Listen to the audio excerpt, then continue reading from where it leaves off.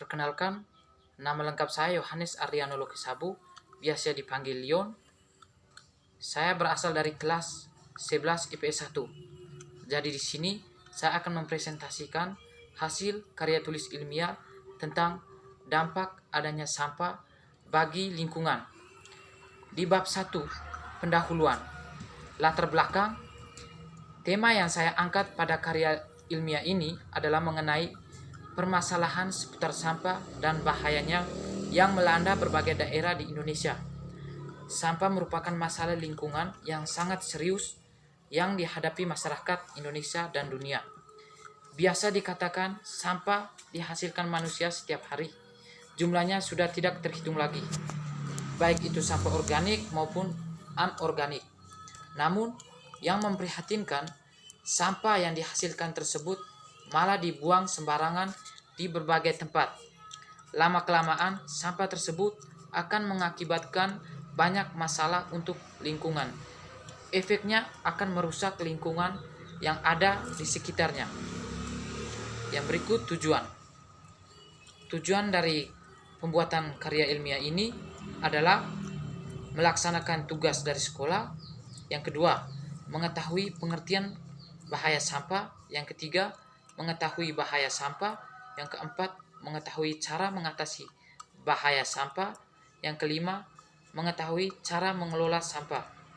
Yang berikut rumusan masalah. Yang pertama, apa bahaya sampah itu? Yang kedua, ada berapa jenis sampah yang sering kita temui? Yang ketiga, apa bahaya dari sampah? Yang berikut bab 2, pembahasan masalah. Pengertian bahaya sampah. Menurut Kamus Besar Bahasa Indonesia, sampah adalah barang-barang buangan atau kotoran seperti daun-daun kering, kertas-kertas kotor, dan sebagainya, atau barang yang tidak berharga lagi dalam dunia masyarakat. Selain itu, sampah dapat diartikan suatu bahan yang terbuat dari bahan plastik. Sedangkan bahayanya adalah suatu yang dipandang mungkin akan mendatangkan kecelakaan, bencana, kesengsaraan, dan kerugian. Dari pengertian tersebut dapat dirumuskan bahwa sampah adalah barang-barang atau kotoran hasil aktivitas makhluk hidup yang dapat mengakibatkan kerugian bagi kehidupan makhluk hidup itu sendiri. Yang berikut jenis-jenis sampah. Yang pertama, sampah organik, yaitu jenis sampah yang sebagian besar tersusun oleh senyawa organik atau sisa tanaman, hewan, atau kotoran. Sampah ini mudah diuraikan oleh jasad hidup, khususnya mikroorganisme.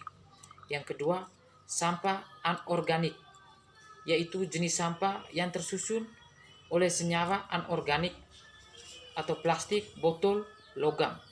Sampah ini sangat sulit untuk diuraikan oleh jasad renik. Yang berikut bahaya sampah. Yang pertama, dampak bagi kesehatan.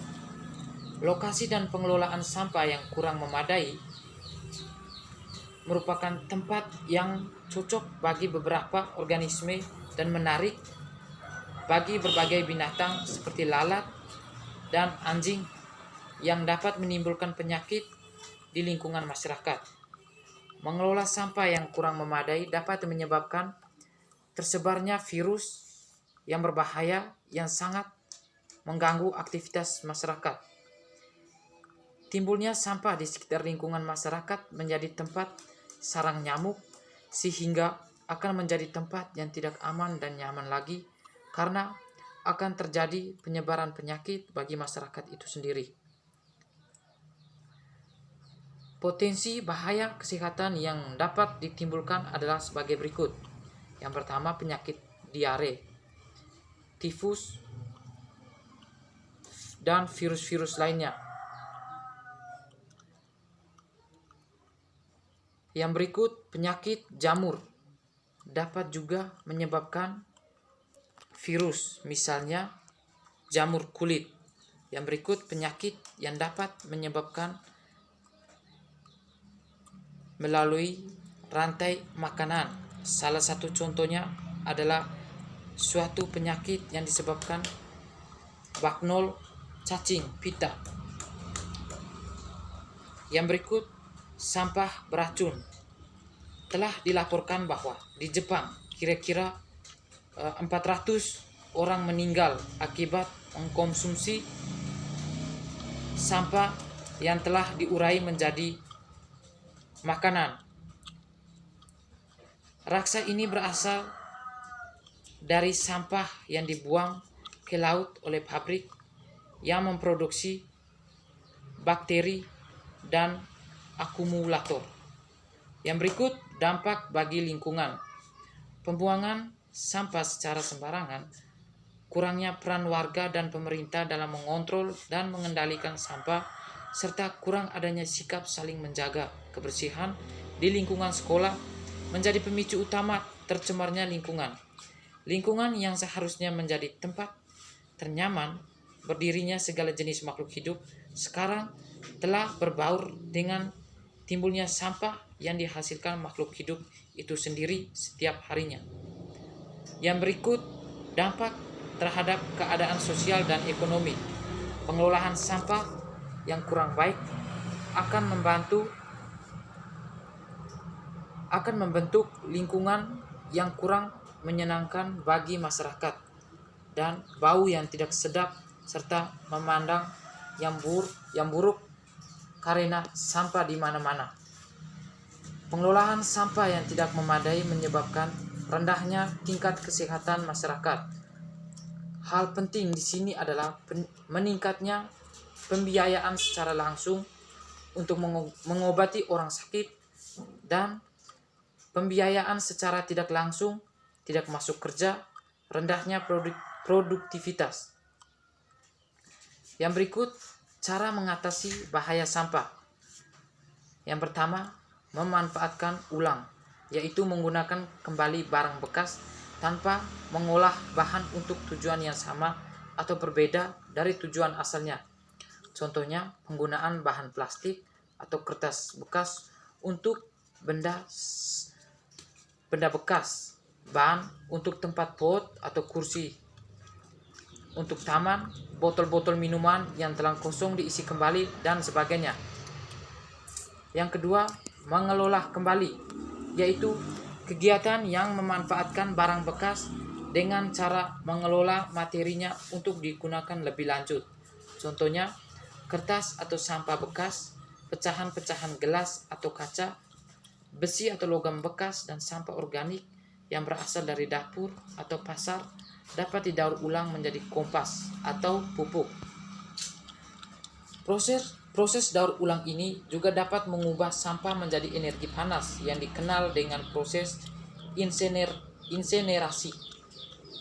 Proses ini sudah ada yang melakukan oleh beberapa industri. Contoh, menggunakan limbah padat dalam mengelola air limbahnya tidak dibuang ke tanah tetapi digunakan sebagai bahan bakar setelah mengalami pengeringan.